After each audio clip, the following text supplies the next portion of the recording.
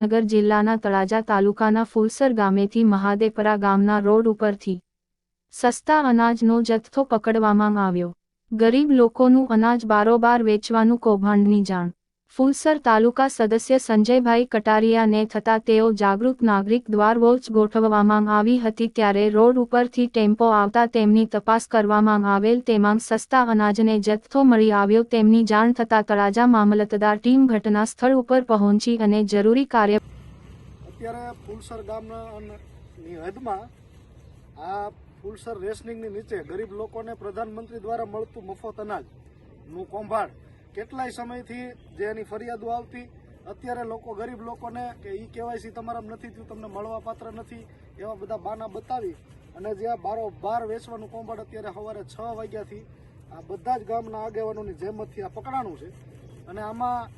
લોકો બીજા ફૂલસર ગ્રુપમાં એમ કે ફૂલરનો વિકાસ થાય, વિકાસ ક્યાંથી થાય? આ ગરીબ લોકોનું જે એના હકનું છે